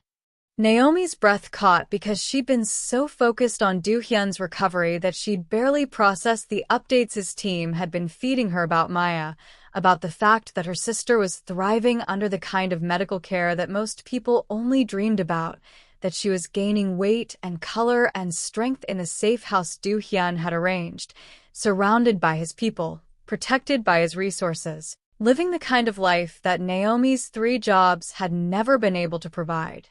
"Is she angry?" Naomi asked quietly, because Maya was 17 and smart and had to know by now what kind of man had saved her, what kind of world her sister had walked into to secure her freedom, what compromises had been made in the name of her survival. Do-hyun's smile was slight, knowing. "She's pragmatic. Smart like her sister. She asked me if you were safe, if you chose this, if I was treating you well. I told her the truth, that you're mine now, that you stood beside me when you could have run, that you fired a gun to protect me even though it went against everything you believed about yourself." "You know what she said?" Naomi shook her head, her throat too tight to speak. "She said, good, because my sister deserves someone who will burn the world down for her the way she's always burned herself out for me." His hand tightened on hers. "Your sister understands what you needed before you did, Carino. She knows that goodness without power is just another form of helplessness, that your conscience was keeping you trapped in poverty and desperation while people like Marcus Chin used your morality as a weapon against you." He shifted in the bed, wincing slightly, and Naomi moved automatically to help him sit up, to adjust his pillows, to fall into the caretaking role that felt natural, felt right, felt like the only thing she'd ever been good at, even as she'd learned she was capable of so much more than just nurturing, was capable of violence and loyalty and ruthless defense of the people she'd claimed as hers. "The syndicate is finished," Do-hyun said once he was settled, his gray eyes holding hers with absolute certainty. "Marcus Chan is dead, shot by his own people when they realized he'd failed, when they understood that coming after me had cost them everything. His organization is fragmenting, dissolving, being absorbed by my network or eliminated entirely. The war that started with my mother's death 15 years ago is finally over." He paused, letting the weight of that settle, letting her understand what it meant. "You're safe now, Naomi. Both of you. There's no more threat. No more leverage. No more desperate choices between impossible options. You could leave if you wanted to. I'd set you up somewhere far from here, give you enough money to take care of Maya for the rest of your lives, let you disappear into the kind of normal, quiet existence you had before all this." The offer hung in the air between them, genuine and terrible, because they both knew what her answer would be, what it had always been going to be from the moment she'd picked up that gun and chosen his empire over her innocence. "I don't want normal," she said, her voice steady, certain. "I tried normal. Normal got me 3 jobs and drowning debt, and watching my sister die slowly, because I couldn't afford to save her. Normal got me used and manipulated, and turned into a weapon by people who saw my goodness as weakness. Normal almost killed both of us. She stood up, moved to sit on the edge of his bed, close enough to feel his warmth, to see the fierce satisfaction building in his eyes as she spoke the truth he'd been waiting to hear. I want this. Want you. Want the protection of your empire and the security of knowing that Maya will never be vulnerable again, that no one can touch her because she belongs to you now, because we both do, because you claimed us with the kind of possessive absoluteness that doesn't allow for threats or compromises or people who think they can use our love against us. His good hand came up to cup her face, his touch gentle despite the violence he was capable of, despite the monster he'd admitted to being. You understand what you're accepting? That my love isn't soft or sweet or anything resembling normal. That being mine means being possessed, controlled, kept under the kind of absolute protection that looks like a cage from the outside. It's not a cage if I'm choosing it, she said, leaning into his touch. It's not possession if I'm giving myself willingly. And your love might be dark and obsessive and wrapped in violence, but it's kept us alive, kept us safe, kept us together when the entire world was trying to tear us apart. That's worth more than any fairy tale romance could ever be. His smile was fierce, proud, absolutely triumphant. Then welcome home, Carino. Forever.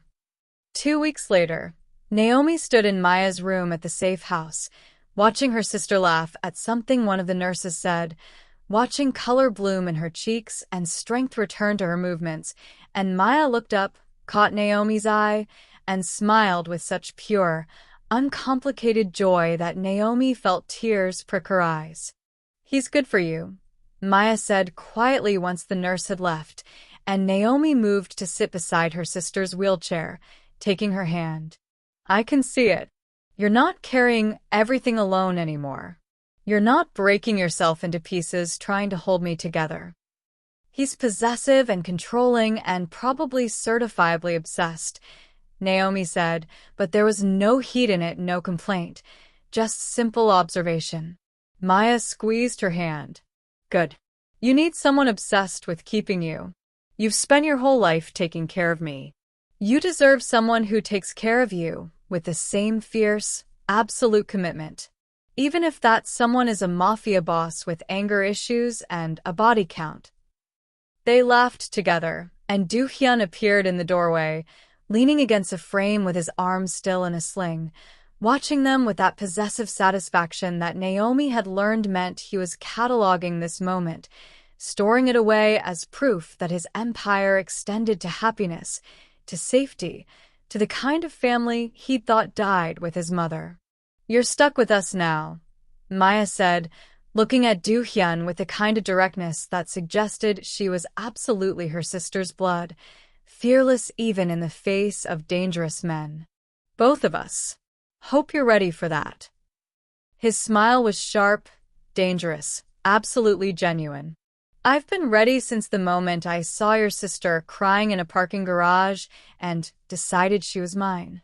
Everything since then has just been collecting what already belonged to me. He crossed the room, pulled Naomi to her feet, wrapped his good arm around her waist with possessive certainty, and she melted into him, into the solid warmth of his body, into the absolute security of his protection, into the dark, obsessive love that had saved them both. Besides, he murmured against her hair, just loud enough for Maya to hear, family is what you make it. And I've made you mine. Both of you. Forever. And standing there, surrounded by the people she loved and the man who'd claimed her with ruthless, absolute devotion, Naomi finally understood that sometimes salvation didn't come wrapped in light and goodness and conventional morality. Sometimes it came wrapped in darkness and possession and the fierce, uncompromising protection of a man who'd turned his grief into an empire and decided she was worth defending with everything he'd built. Sometimes the monster was exactly what you needed to keep the other monsters away.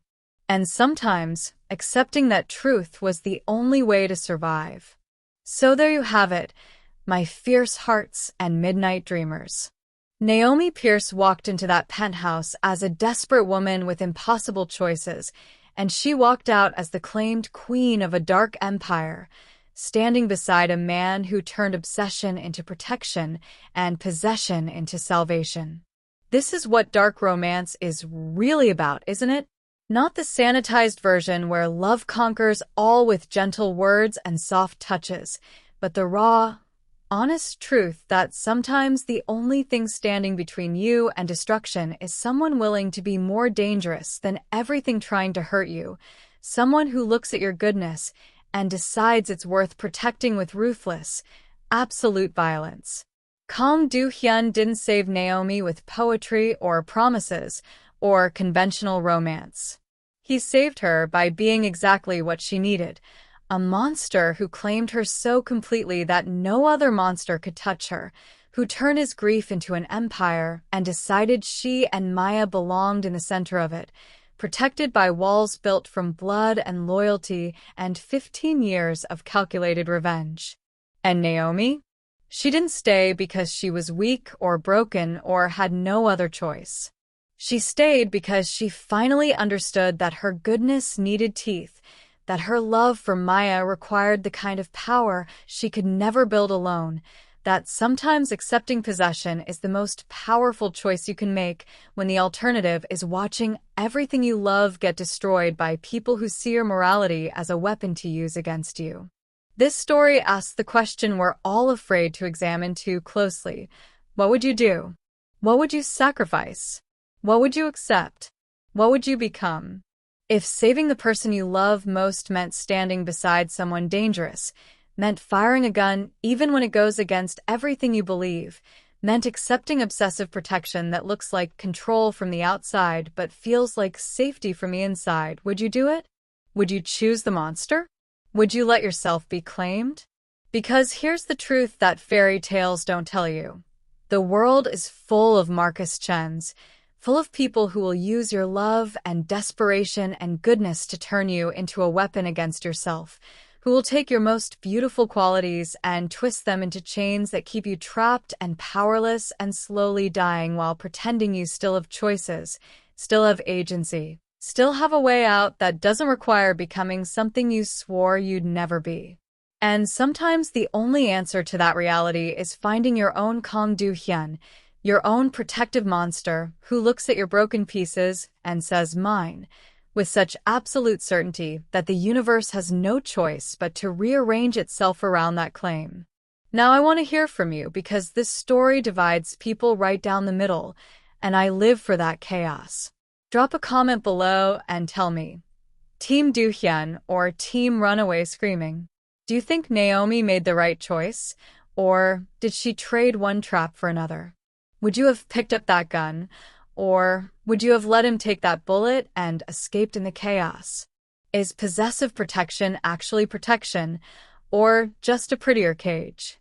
And most importantly, do you believe that sometimes the monster is exactly what you need, or is that just what we tell ourselves to justify accepting the unacceptable?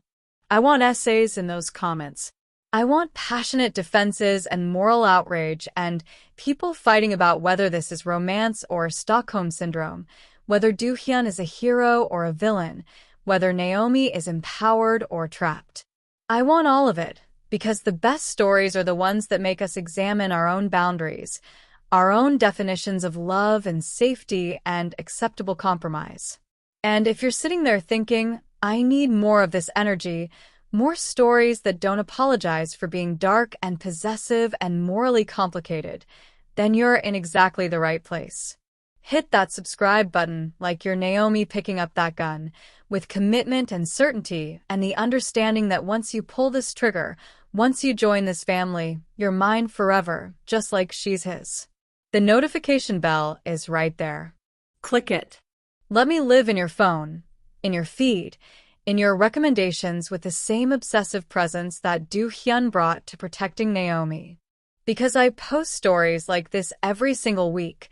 Stories that dig into the darkness and find the twisted, beautiful truth about love and power and the choices we make when conventional morality can't save us, when being good isn't enough, when the only thing standing between you and destruction is someone who loves you with ruthless, uncompromising absoluteness. Share this video with someone who needs to hear that it's okay to want protection even when it comes wrapped in possession, that it's okay to choose security over independence, that it's okay to stand beside the monster when the alternative is facing all the other monsters alone. Send it to your book club so you can fight about it over wine. Post it in your Discord server and watch the chaos unfold. Tag someone who would absolutely be Naomi in this scenario, or someone who's definitely got Do-hyun energy and doesn't apologize for it. And if you want to go deeper, if you want to talk about the craft of dark romance, about how to write possessive heroes who feel protective instead of predatory, about how to create heroines who choose their fate instead of just accepting it, about narrative structure and character development, and the fine line between fantasy and problematic, I've got a whole library of content waiting for you. Playlists full of breakdowns and analyses and discussions that will make you think differently about every dark romance you've ever read or written or dreamed about creating. The world tried to make Naomi a victim. Do-hyun made her a queen. The syndicate tried to use her love as a weapon. She turned it into armor. They thought her goodness was weakness.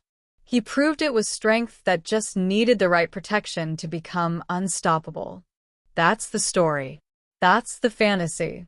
That's the dark, beautiful truth about what happens when obsession meets devotion, when possession becomes protection, when the monster decides you're worth keeping and the entire universe shifts to accommodate that claim. Until next time, my fierce hearts and midnight dreamers, remember, sometimes the darkest love stories are the ones that save us.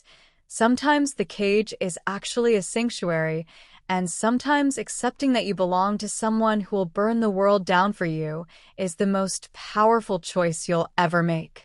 Stay fierce. Stay complicated. Stay unafraid of the darkness. And always, always choose the monster who chooses you. Welcome to the family. You're mine now, forever.